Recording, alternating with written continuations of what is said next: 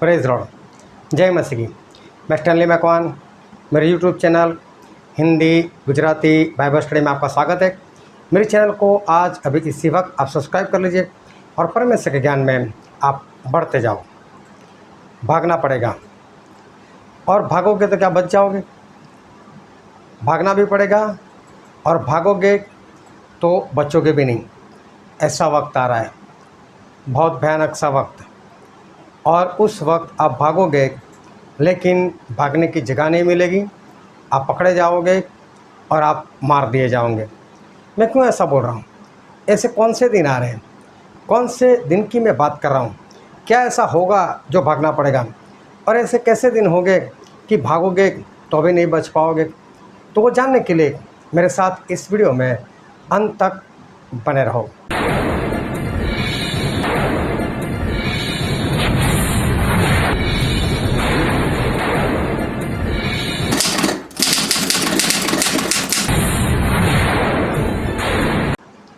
मैं बाइबल से एक वचन पढ़ता हूँ, लूका उसका 17 अध्याय और 26 से लेकर 33 वचन। जैसा नूह के दिनों में हुआ था वैसा ही मनुष्य के पुत्र के दिनों में भी होगा। जिस दिन तक नूह जहाज पर न चढ़ा उस दिन तक लोग खाते पीते थे और उनमें ब्याह शादी होती थी। तब जल प्रलय ने आकर उन सब को नाश कर दिया। और जैसा लूत के दिनों में हुआ था कि लोग खाते पीते लेन देन करते, पेड़ लगाते और घर बनाते थे। परंतु जिस दिन लूत सदोम से निकला उस दिन आग गंधक आकाश से बरसी और सब को नाश कर दिया। मनुष्य के पुत्र प्रकट होने के दिन भी ऐसा ही होगा। उस दिन जो कोठे पर हो और उसका सामान घर में हो वह उसे लेने को न उतरे, और वैसे ही जो खेत में हो वह पीछे न लौटे। लूत की पत्नी को स्मरण रखो। जो कोई अपना प्राण बचाना चाहे वह उसे खोएगा, और जो कोई उससे खोए वह उसे जीवित रखेगा। देखो, ये परमेश्वर का वचन है, और परमेश्वर का वचन क्या कहना चाहता है? प्रभु से बोलते हैं कि मेरे आने के वक्त कैसे दिन होंगे? तो बोले जैसे लूत के दिन में हुआ था वैसा ही मेरे आने के वक्त होगा, और जैसे नूह के वक्त हुआ था वैसा ही मेरे आने के वक्त भी होगा। अभी नूह के वक्त क्या हुआ? नूह को भागना पड़ा, उनके परिवार को भागना पड़ा। वो लोग भागकर एक जहाज़ में घुस गए, और जहाज़ बनाते हुए नूह को 100 साल लगे थे। और पूरी दुनिया को पता चला था नूह की ओर से कि बाढ़ आने वाली है, पूरी दुनिया डूबने वाली है, बरसात आने वाली है, 40 दिन 40 रात लगातार। लेकिन फिर भी किसी ने नहीं माना, और जो नूह थे उन्होंने माना, उनकी पत्नी ने माना, उनके बच्चों ने माना, उनकी पत्नियों ने माना। तो ये 8 लोगों ने माना और पशुओं ने माना। वो सभी लोग वक्त से पहले भागकर उस जहाज़ में बैठ गए। उसके बाद क्या हुआ कि जब बरसात आई तो पहले तो लोगों ने आनंद किया होगा, लेकिन जब पानी बढ़ता गया बढ़ता गया बढ़ता गया, अब लोगों को डर लग गया, अब क्या होगा हमारा, अब क्या होगा? और लोग भागे हो गए उस जहाज़ की ओर, क्योंकि थोड़े पानी में जहाज़ उठता नहीं है। तो पानी भरते वक्त 4-5 दिन तो लग गए होंगे, और तब वो लोग भागे होंगे नूह के पास, और नूह को आवाज़ दी होगी, नूह दरवाज़ा खोल, नूह दरवाज़ा खोल, मैं ये मैं वो, मैं तेरा पड़ोसी, मैं तेरा ये, मैं तेरा चाचा, मैं तेरा मामा। लेकिन नूह दरवाज़ा कैसे खोले? क्योंकि वो दरवाज़ा परमेश्वर ने बंद कर दिया था, और पानी भरने लग गया और जहाज़ उसके ऊपर तैरने लग गया। अब किसी के बस की बात नहीं थी कि जहाज़ में चढ़ सकें। लोग भागे उस जहाज़ की ओर। अभी क्या हुआ? जहाज़ में तो बचाव हुआ नहीं। फिर वो लोग बचने के लिए कहाँ पर भागे? वो लोग बचने के लिए कोई पेड़ पर चढ़ गया होगा, जिसको पेड़ पर चढ़ना आता होगा वो बड़े पेड़ पर चढ़ गया होगा, और उसको ऐसा कि यहाँ तक पानी नहीं पहुँचेगा, बरसात रुक जाएगा। लेकिन ऐसा हुआ नहीं, और बरसात तो चलती रही, पेड़ भी डूब गया, और वो इंसान भागने के बाद भी नहीं बच पाया। कई लोग पहाड़ की ओर भागे होंगे और पहाड़ पर चढ़ गए होंगे, पहाड़ की चोटी तक पहुँच गए होंगे, लेकिन सारे तो पहाड़ की चोटी तक नहीं पहुँच सकते। कई लोग पहाड़ पर फैले हुए होंगे, और पानी बढ़ता गया बढ़ता गया बढ़ता गया, और क्या हुआ? लोग पहाड़ पर बारी बारी से मरने लगे। जैसे जैसे पानी बढ़ता गया लोग मरते गए, और आखिर में वो पानी उस पहाड़ की चोटी तक चला गया। और बाइबल में लिखा है कि पहाड़ की चोटी के ऊपर 15 इंसान डूब जाए, एक के ऊपर एक अगर हो इंसान, वहाँ तक पानी आ गया और सभी लोग नाश हो गए। सभी लोग भागे लेकिन सभी लोग नाश हो गए। जो ये सारी कहानी तो हमको मालूम है, लूत के वक्त भी हमको मालूम है। कि लूत के वक्त भी परमेश्वर लूत के घर गए और उसको बोला जितने लोगों को बचाना चाहता है बचा लो, कोई नहीं भागा। और लूत वहाँ से वक्त से पहले लूत अपनी पत्नी को लेकर दोनों बच्ची को लेकर वो वहाँ से भाग निकले। वो तो बचाए गए। चलो उनकी पत्नी ने तो पीछे मुड़कर देखा, इसलिए वो नमक का खंभा हो गई, वो बात अलग से। लेकिन अब क्या हुआ होगा कि सदोम और अमोरा के ऊपर से आग बरसना शुरू हो गया।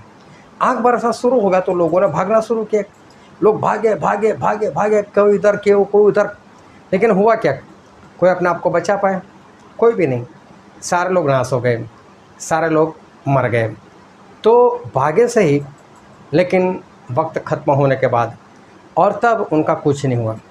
जब प्रभु यीशु इस धरती पर आए और प्रभु यीशु ने कहा पतरस को कि पतरस, मैं तेरे ऊपर मेरी कलीसिया, मेरी मंडली मैं बनाऊंगा। और प्रभु यीशु मरकर ऊपर चले गए और स्वर्ग में से उन्होंने 50वें दिन पवित्र आत्मा को हमेशा के लिए भेज दिया। और पवित्र आत्मा ऊपर से आए और सभी लोगों में समा गए। 120 लोग थे। और पवित्र आत्मा आने के बाद ये मंडली शुरू हुई और उस मंडली के अगुवा थे पतरस। पतरस के ऊपर प्रभु यीशु ने ये अपनी मंडली बनाई।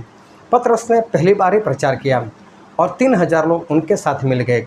उसके बाद उनकी गिनती 5000 हो गई। फिर तो गिनती बढ़ती गई और बढ़ती गई। लेकिन पतरस के ऊपर जो परमेश्वर ने मंडली बनाई थी वो मंडली, तो उसमें लोग मिलते गए और आगे बढ़ते गए। उसके बाद लोगों ने क्या किया, जो मंडली में थे वो लोग क्या करते, कोई इधर रहता था कोई उधर रहता था, तो लोग क्या करते थे, अपना सामान बेच देते थे, अपनी ज़मीन जायदाद बेच देते थे और जितना भी पैसा आता था वो सारा पतरस के हाथों में दे देते थे। कुछ भी नहीं पूछते थे कि पतरस इतने पैसे क्या करोगे, किसको दोगे, कैसे रखोगे, कुछ नहीं। सारी ज़मीन जायदाद घर बार बेचकर वो लोग पतरस के साथ रहना शुरू कर देते थे। और शुरुआत की कलीसिया एक साथ रहती थी, एक साथ खाती थी, एक साथ सोती थी, सब कुछ उनका साझे का था। वो लोग ऐसा नहीं बोलते थे तेरा ये मेरा, लेकिन ऐसा बोलते थे ये हमारा। चाहे किसी ने 10 लाख दिया हो, चाहे किसी ने 10 करोड़ दिया हो, ये सिर्फ मैं बात कर रहा हूँ, जिससे जितना भी दिया, लेकिन सभी लोग एक मन होकर, एक चित होकर साथ में रहते थे। क्यों साथ में रहते थे? साथ में रहने से संगति बनी रहती है, साथ में रहने से विश्वास बढ़ता रहता है, साथ में रहने से लोग आगे बढ़ते रहते, प्रेम बना रहता है। इन सभी में प्रेम था, सभी लोग इसी तरह से साथ साथ आगे बढ़ रहे थे। लेकिन आज देखो, आज मंडली में शैतान घुस चुका है। आज मंडली वाले एक नहीं, कोई भी कलीसिया देख लो, आज कलीसिया एक नहीं दिखाई देती। आज कलीसिया में जो एकता होनी चाहिए वो एकता नहीं दिखाई देती। और आज मालूम है शैतान के लोगों में कितनी एकता है। देखो, जो शैतान का काम करते, शैतान के पीछे चलते, वो तो सारे एक मन होकर काम कर रहे, एक मन होकर वो तो आगे बढ़ रहे। और देखो दुनिया में कैसी कैसी परिस्थिति आ गई। एंटी क्राइस्ट को देख लो, अभी आया नहीं, आने वाला है। लेकिन 7 देश मिलकर उसको अपनी आर्मी दे देंगे, अपना सामर्थ्य दे देंगे, ऐसा प्रकाशित वाक्य 17 अध्याय में लिखा है। तो उनमें एकता कितनी कि सभी लोग मिलकर उससे अपना सामर्थ्य देते और बाद में वो अपना कारोबार, अपना काम इस दुनिया पर फैलाता है। कितनी एकता है उनमें। और मालूम है जब वो आएगा उसका टारगेट एक ही है, मसीह के लोगों को परेशान करना और कुछ नहीं। उसका यही टारगेट है और कुछ नहीं। उस वक्त मसीह के लोग कोई इधर रहता होगा, कोई उधर रहता होगा, तो क्या टिक पाएंगे? कोई परिवार है, उनमें 10-50 लोग चले जाएंगे, बोल यीशु चाहिए या मौत चाहिए, तो क्या बोलेगा वो? तो मौत को नहीं मांगेगा। अगर उसको पूछा जाए कि तुझे क्या चाहिए, यीशु चाहिए या जीवन चाहिए, अगर यीशु तो हम मार देंगे तुझे। बोल क्या चाहिए, क्या बोलेगा? यीशु बोलेगा? नहीं बोलेगा। वो तो जीवन के लिए, जिंदा रहने के लिए वो तो बोलेगा मैं यीशु को छोड़ दूंगा। लेकिन अगर सारे विश्वासी किसी एक जगह पर रहते होंगे तो ऐसा होना नामुमकिन है। सभी लोग एक साथ में होंगे तो एक दूसरे को हौसला देंगे, हे मर जाओ कोई बात नहीं। बाइबल में अभी पढ़ा कि जो कोई अपना जान, अपना प्राण बचाने का प्रयत्न करेगा वो उसको खो देगा। मतलब आप अपने आप को बचाने के लिए प्रभु से का इनकार करोगे तो मर जाओगे, नरक में जाओगे मतलब। और आप अपना प्राण खो दोगे, बोलोगे नहीं मैं तो यीशु मसीह के पीछे चलता हूँ, आपको जो करना है करो। अगर वो लोग मार भी दे तो आप कहाँ जाओगे? अनंत जीवन, आप तो स्वर्ग में पहुँच जाओगे, तो जीवन मिलेगा आपको। तो बाइबल में लिखा है। लेकिन प्रभु यीशु ने कहा कि जब नूह के जैसा होने लगे, जब लूत के जैसा होने लगे, तब आपको क्या करना है? बोले उस वक्त जो हमने वचन पढ़ा वहाँ पर लिखा है कि जो अपने टेरेस के ऊपर हो, छत के ऊपर, वो अपना सामान लेने के लिए घर में ना आए। अभी देखो आपका घर समझो 1 मंजिला है या 2 मंजिला है या 3 मंजिला है। अगर 1 मंजिला भी है तो आपके घर की छत कम से कम 10 फुट की होती है, और जो ज़मीन के ऊपर लेवल में तो आपका घर नहीं होता, 2 या 3 फुट वहाँ से भी ऊपर होता है। तो आपकी छत ज़्यादा नहीं तो भी कम से कम 13-14 फुट ऊंचाई के ऊपर रहती है। फिर छत के चारों ओर एक छोटी सी दीवार रहती है जो ज़्यादा नहीं तो कम से कम 2.5 फीट की तो होती है। अभी समझ लो कि वो 2.5 फुट को भी गिन लो, तो आपको अगर ऊपर से टेरेस से जंप लगाना हो नीचे, तो कम से कम अगर आपका घर 1 ही मंजिला है तो आपको कम से कम 17-18 फीट से जंप लगाना पड़ेगा। क्या वहाँ से जंप लगाने के बाद आपके हाथ पैर सलामत रहेंगे? गलती से नहीं, मरने की संभावना है, हाथ पैर तो टूटने ही वाले, हो सकता है आप मर भी जाओ। और परमेश्वर क्या बोलते, जब ऐसा होने लग जाए तब बोले ऊपर टेरेस से नीचे मत आना, वहीं से भाग जाना। अब टेरेस से कहाँ भागोगे? और भागने के लिए आपको जंप तो लगाना पड़ेगा, इतना बड़ा जंप लगा पाओगे? परमेश्वर ऐसा कहते तब तक नहीं जागे, मैं आऊँ तब तक ना जागो आप। बरसात आए तब तक वो नूह के ज़माने के लोग नहीं जागे तो भागे, तो भागे तो बचे। भागना कब था? पहले, बरसात आने से पहले। अभी भी आपको कब भागना है? प्रभु यीशु के आने से पहले भागना है। उसके बाद भागने जाओगे तो कहाँ भाग पाओगे? तो प्रभु यीशु इसी अंदाज में कह रहे हैं कि उस वक्त आप अगर टेरेस पर हो तो वहाँ से नीचे मत उतरना, वहीं से भाग जाना। टेरेस से कहाँ भागोगे?